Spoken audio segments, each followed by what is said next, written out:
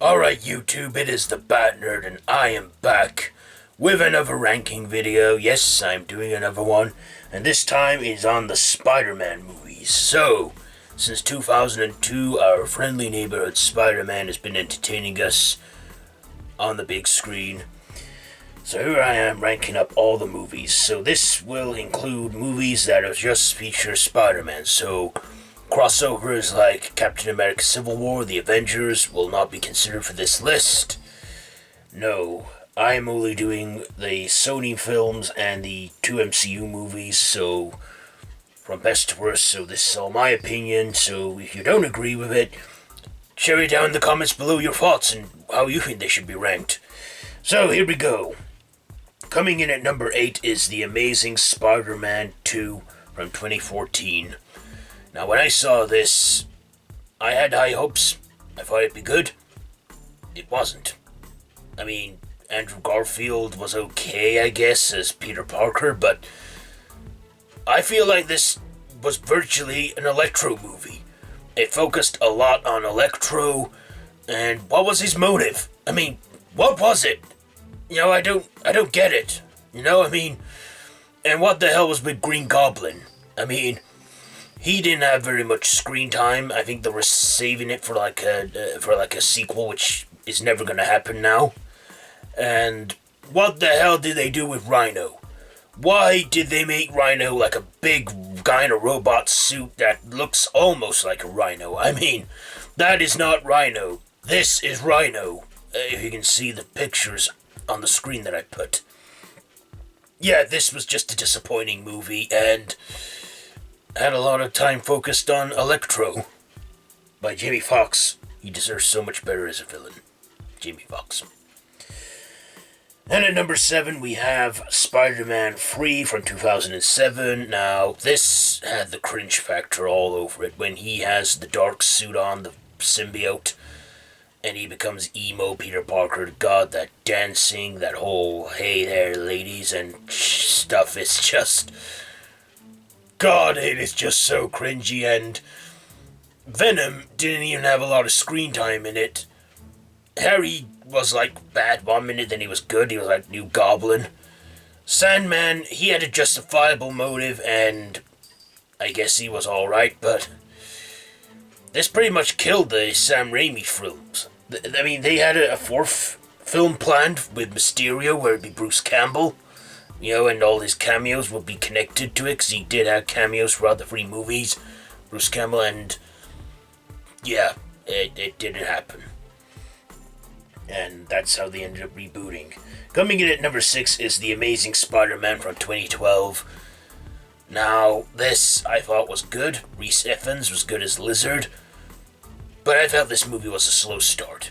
They took a good half of this movie on the whole origin story that we already know happened. So why go for all that slow-mo and stuff? I mean, what the hell? I mean, Andrew Garfield, I guess, was okay in this.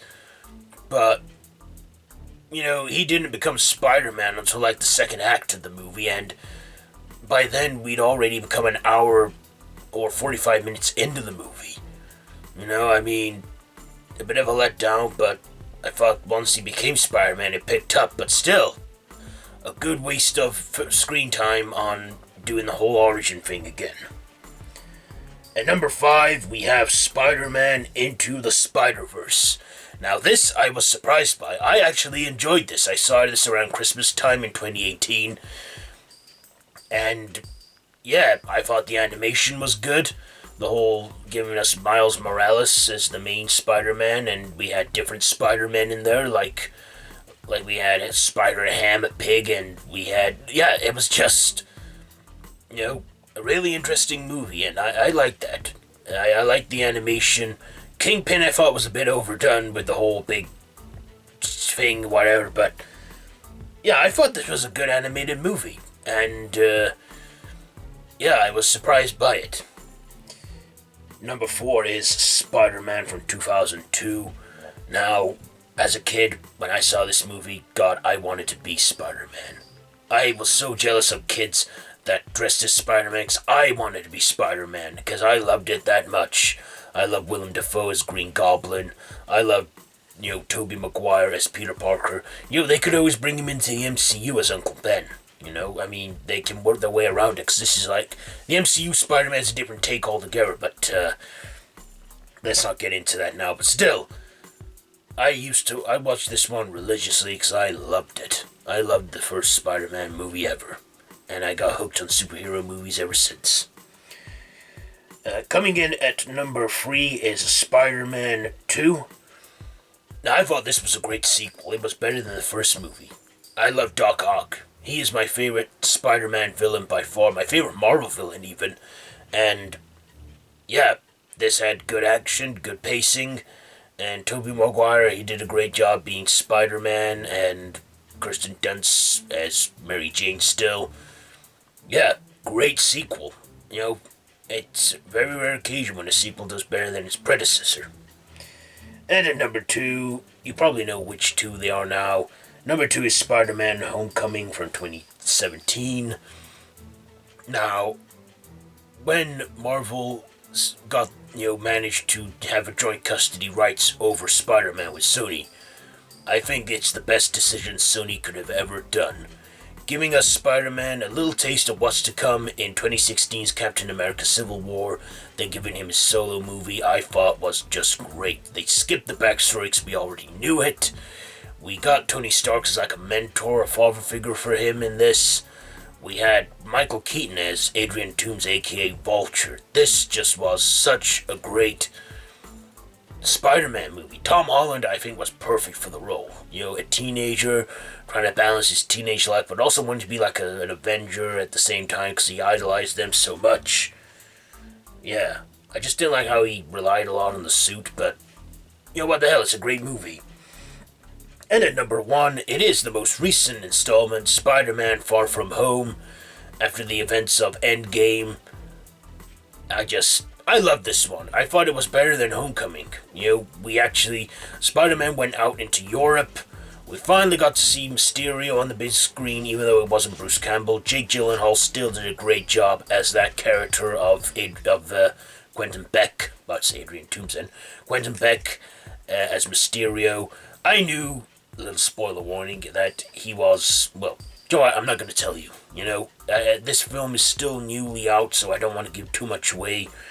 But yeah, great sequel to Homecoming, and probably the best Spider-Man movie so far. I love how it had a little tribute to where it all began when he was making his new suit, playing AC/DC, and, Stark really trusted him. I like this one. I like Spider-Man Far From Home. So, that's my movies of the Spider-Man movies ranked.